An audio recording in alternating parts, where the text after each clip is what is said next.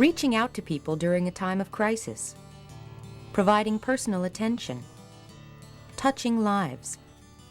As a volunteer for the Hospital ElderLife program, you're joining an exciting and innovative program where your commitment to helping a very special group of patients can make a significant difference in their recovery.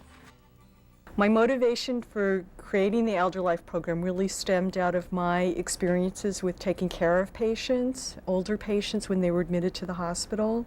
And I really felt there must be a way that we could try to improve care for older patients so they wouldn't it wouldn't result in what I was often seeing of confusion and functional decline while they were in the hospital.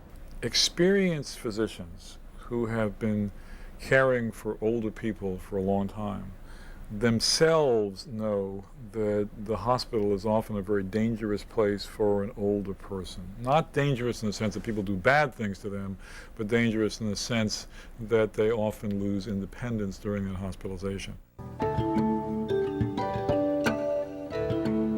When people over the age of 70 are hospitalized, they frequently experience declines unrelated to the illness or accident that caused the hospitalization.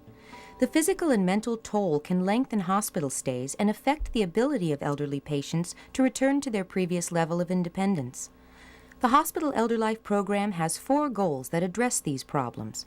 The program works to help patients maintain cognitive and physical functioning throughout their hospitalization, to allow patients to return home as independent as possible, to assist with the transition from hospital to home, and to prevent unplanned readmission.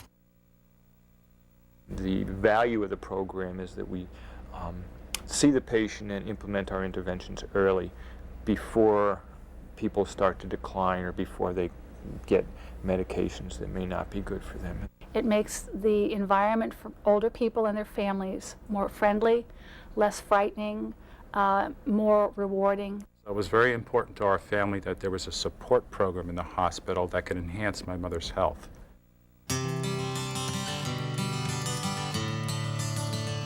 The Hospital ElderLife program is an innovative approach to providing good geriatric care. The program addresses the problems of frail older patients with specific interventions designed to improve their care. These interventions include 4 volunteer protocols. Daily Visitor, a program that provides daily communication and socialization to help keep patients from becoming disoriented. Feeding Assistance, a mealtime program of companionship and assistance. Early Mobilization, providing daily walking assistance and exercise. And Therapeutic Activities, a program providing special activities to keep patients mentally stimulated during their hospital stay.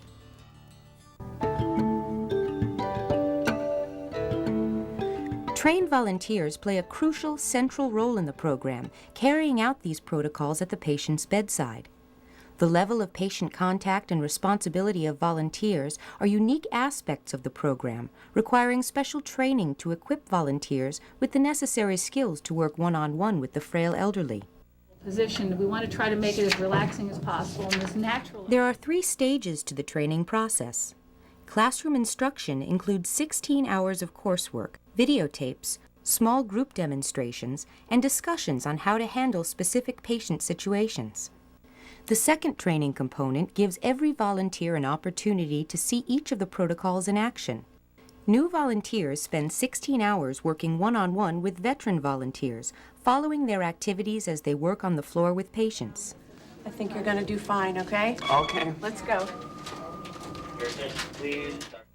The next part of the shadowing involves them actually being the person who works with the patient, but has a volunteer with them, and that's like a net for them.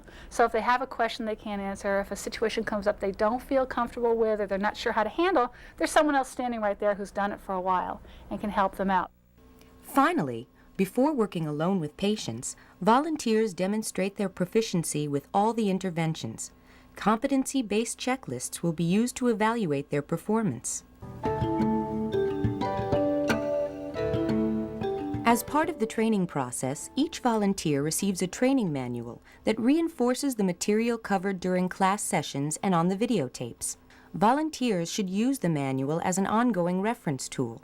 In addition to detailed descriptions of activities, the manual contains valuable background information about the protocols, sample competency checklists, and topics for discussion. Hi, Mr. Yaska? When a person over the age of 70 is admitted to the hospital and is expected to remain more than 48 hours, specific criteria determine whether that patient may be enrolled into the ElderLife program. The first thing I want to find out is when you were at home, An ElderLife specialist performs a brief assessment to determine if the patient is at risk of decline mentally or physically during the stay. Patients who are functioning well and don't need the additional attention of the program, or who have already declined physically or mentally to a point where the program cannot help, are not enrolled in the program. As an ElderLife volunteer, it is important to only work with patients who have been selected, even if you are approached by other patients, their families, or the nursing staff. the screening of the patients is really critical. We need to make sure that we are seeing a population of people who have identified needs that we can actually meet.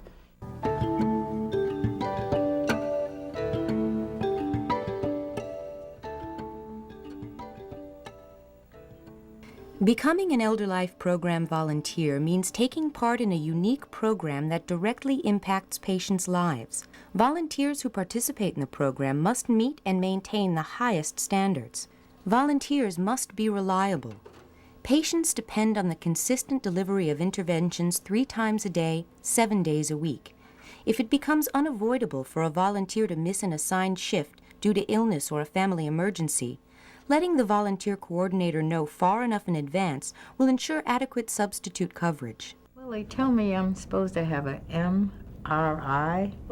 Can you tell me what that is? I can't explain what an MRI is. Volunteers need to remember that they work within specific guidelines. They are never to offer medical advice or interfere with a patient's medical treatment. When a patient raises medical questions or concerns, volunteers refer them to the appropriate medical or hospital ElderLife staff. The ability to problem solve and use good judgment in all patient interactions is essential for all volunteers. Volunteers need to be able to work independently. Oh, hi, Lorenzo. Hi. Listen, I have a question about a patient. Oh, okay. Come on over here so we're out of the nurse's station. And it's about Mr. Wilson. Okay. Empathy and discretion in dealing with patients and their families is woven into every aspect of a volunteer's daily activities. Volunteers need to respect the confidentiality of their patients' conditions. They should never discuss patients with anyone other than the medical staff or hospital ElderLife specialist. A characteristic that goes hand in hand with confidentiality is respect for the patient.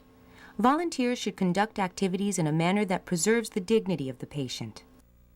Volunteers need to remember that good communication is important to the success of all of the activities. This means volunteers need to be enthusiastic in their approach and become active listeners to pick up on cues that patients give regarding special needs. I always tell them, you're the boss. You're in charge here. Now let's sit down and talk about your life. And I find most of the time, after they start talking about their lives, their families, their times in the hospital, a few minutes after, they relax, they're a little bit happier, they've warmed up to you as a volunteer, and after that I find progress can take place. Personal habits of volunteers can directly impact their interactions with patients. Volunteers should strive for a professional appearance that includes minimal makeup, no perfume, hair pulled away from the face, visible identification, and neat but comfortable clothing and shoes that won't restrict movement. Also, volunteers should avoid wearing jewelry that might get caught in patients' clothing or bedding. Furthermore, the use of tobacco, alcohol, or illegal drugs is strictly prohibited while on duty. And, above all, volunteers need to demonstrate a genuine enjoyment of working with older people. I think one of the major values of ElderLife is the willingness to be with an elderly person. It's something that we don't, as a society, value much. We look at what we do, not what we are and how we can be with another person. And for the hospitalized elderly patient, that often is the difference for them, is someone willing to be with them, to sit, maybe hold their hand. We found that the volunteers brought a wonderful component to our program. a very human element. And so now it's a part of our program that's almost evolved into like the heart and soul of the program, and we wouldn't change it. I wanted to be a volunteer in the hospital ElderLife program because 3 years ago, my mother was a patient at the ElderLife program. And as a family, I realized how important it was in terms of a program that could be with my mother, spend time with her, help her with her physical strength, take her for walks, and more than anything else, just be a companion to her. Because a family and family members can't be there at the hospital all the time. Help is such a broad term that it could be helping someone physically in terms of making sure they get their exercise for the day, helping someone emotionally, making sure that you're the person there to listen if they have a story to tell or if they have a complaint. Basically, spending time with the patients is a big help, because when you have the time to spend, patients will tell you what their needs are more readily.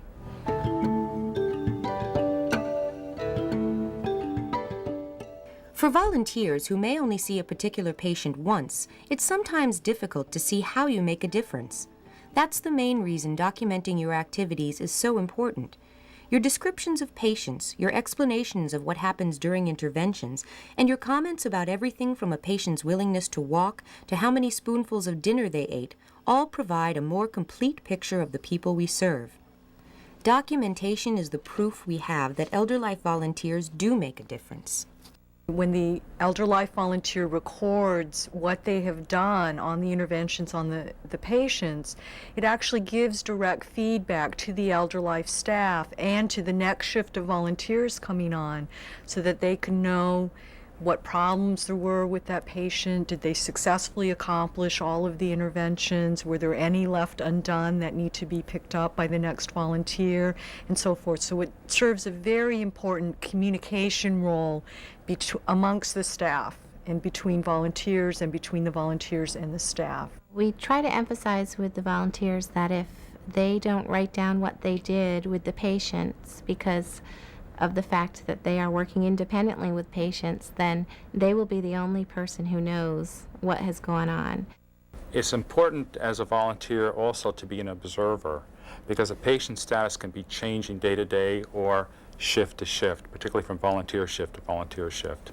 And so what we do is we can observe the patient, and if we find that perhaps they're starting to develop any kinds of aches and pains and exercises we've been doing with the different legs or arms they no longer can do, we want to report that immediately to the doctor or to the nurse. The other thing, too, is we want to see if there's a pattern with either the patient or the volunteer of not participating in one of the interventions.